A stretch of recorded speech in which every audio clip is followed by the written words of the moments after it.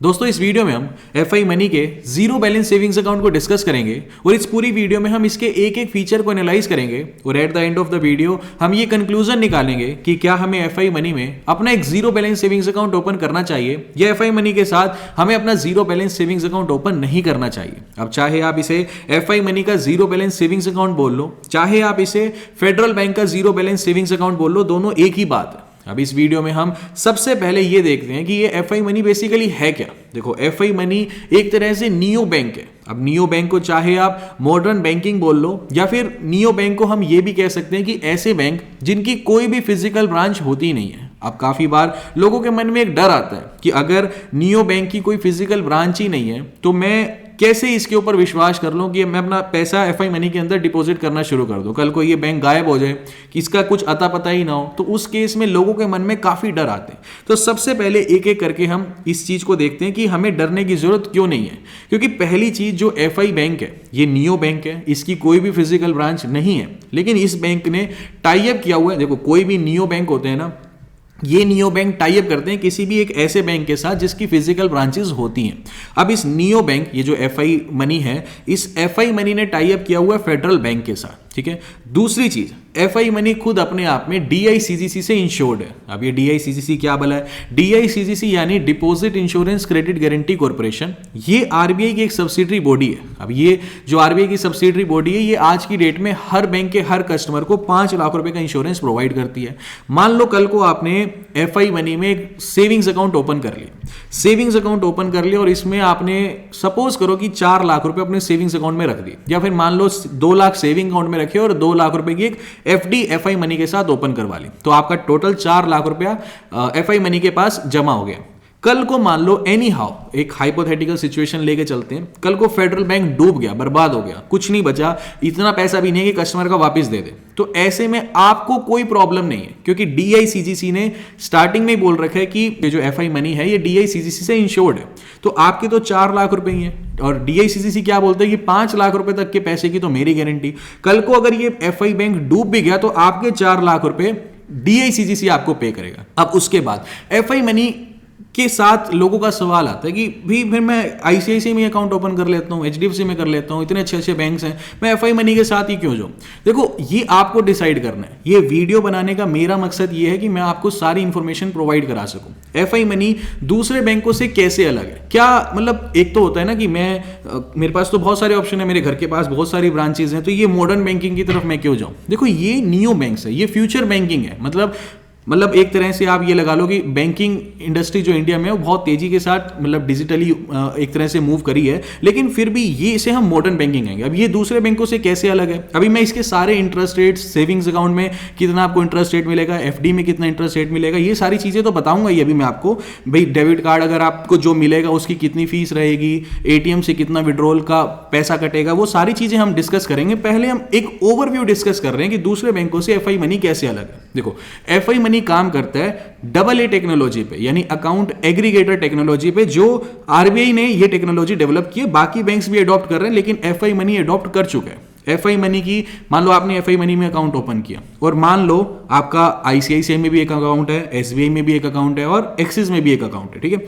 तो FI money की जो ऐप है, क्योंकि ये अकाउंट एग्रीगेटर टेक्नोलॉजी को यूज करती है जो आरबीआई ने डेवलप की है, तो ये ऐप क्योंकि इसे टेक्नोलॉजी को यूज करती है, तो आप एफआई मनी की ऐप पे ही जा करके एफआई मनी का अकाउंट बैलेंस और अकाउंट को पूरा हैंडल कर सकते हो। साथ ही जो आपका 3 दूसरे बैंकों में अकाउंट है उनका भी सारा का सारा जो भी मतलब आपको पैसा भेजना, लेना, अकाउंट बैलेंस चेक करना, सब कुछ एफआई की ऐप पे ही कर सकते हो। यानी एक ही ऐप पर आपके जितने भी बैंक अकाउंट है, सभी बैंक अकाउंट को आप मैनेज कर सकते हो। ये एक फीचर जो है एफआई मनी का दूसरे बैंक से अलग है। अब देखो बैंकिंग के अंदर अगर आप ऐसे कहोगे ना कि अगर मान लो मैं आपसे ये पूछूं कि आईसीआईसीआई बैंक है, आईसीआईसीआई बैंक आपको क्या अलग चीज दे रहा है जो दूसरा बैंक नहीं दे रहा?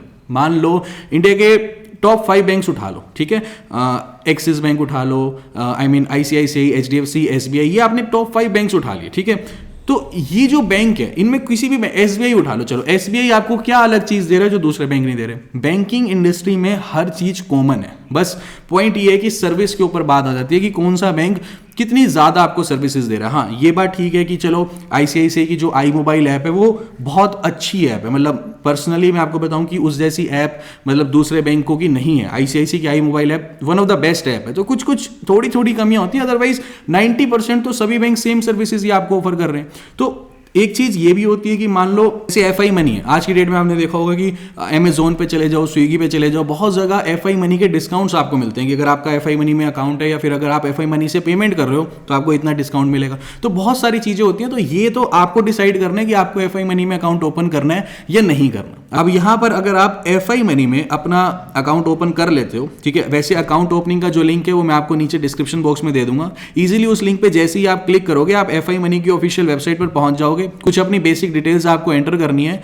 और यहां पर लास्ट प्रोसेस में आपकी वीडियो केवाईसी स्टार्ट हो जाएगी और इजीली मतलब वीडियो केवाईसी जैसे ही आपकी कंप्लीट होगी आपका एफआई मनी में अकाउंट ओपन हो जाएगा और एक हफ्ते के अंदर अंदर ही वेलकम किट आपके घर पे आपको डिलीवर हो जाएगी। तो बिल्कुल स्मूथ सा प्रोसेस है, आसान सा प्रोसेस है। अकाउंट ओपनिंग का लिंक नीचे आपको मैं नीचे डिस्क्रिप्शन बॉक्स में दे दूं।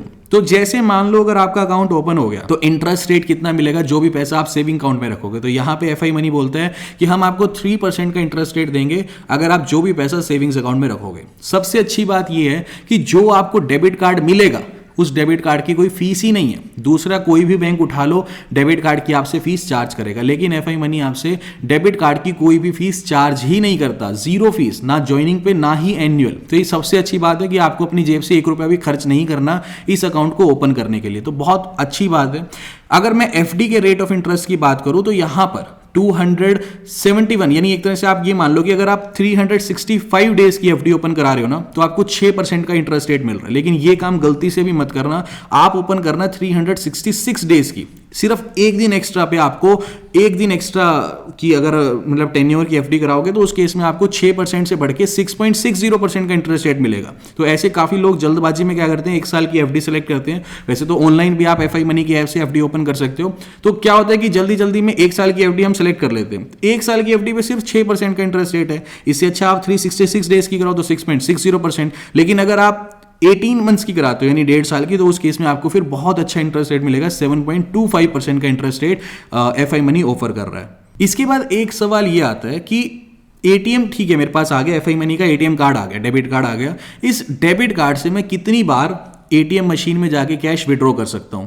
तो इस केस में एफआई मनी सिंपली ये बोलता है कि अगर आप एफआई मनी के डेबिट कार्ड से अगर आप फेडरल बैंक के एटीएम मशीन में जाके कैश विड्रॉ करते हो तो महीने में unlimited number of times cash withdraw करो, कोई फीस नहीं लगेगी। लेकिन अगर आप एफआई मनी के डेबिट कार्ड से किसी दूसरे बैंक की एटीएम मशीन में जाके कैश विड्रॉ करते हो तो उस केस में फिर आपको हर मतलब 5 ट्रांजेक्शन तो फ्री है, उसके बाद हर ट्रांजेक्शन पे आपको 21 रुपए का चार्ज पे करना पड़ेगा। इसके अलावा एफआई बैंक ये भी बोलते हैं कि वैसे तो हम एक तरह से डिजिटल बैंक है तो आपको कोई भी चेकबुक की जरूरत पड़ेगी नहीं, लेकिन अगर आपको फिर भी चेकबुक चाहिए तो उस केस में फिर 10 चेक लीव्स की एक चेकबुक आपको मिल जाएगी जिसकी फीस आपको 100 रुपीज पे करनी पड़ेगी। इसके अलावा एफआई मनी ये भी बोलते हैं कि वैसे तो हम डेबिट कार्ड की कोई फीस लेते ही नहीं है, लेकिन अगर आपका डेबिट कार्ड मतलब ना तो ज्वाइनिंग पे ले रहे हैं ना ही आप से वो एनुअल कोई भी फीस ले रहे हैं डेबिट कार्ड की, यानी फ्री ऑफ कॉस्ट, यानी अगर आप इस अकाउंट को ओपन कर रहे हो तो आपको कोई अपनी जेब से पैसा भरना ही नहीं है। लेकिन एफआई मनी ये बोलते हैं कि अगर बाई चांस आपसे डेबिट कार्ड गुम हो जाता है तो उस केस में दोबारा डेबिट कार्ड की अगर आप रिक्वेस्ट देते हो तो उस केस में फिर आपको 250 रुपए डेबिट कार्ड के पे करने पड़ेंगे।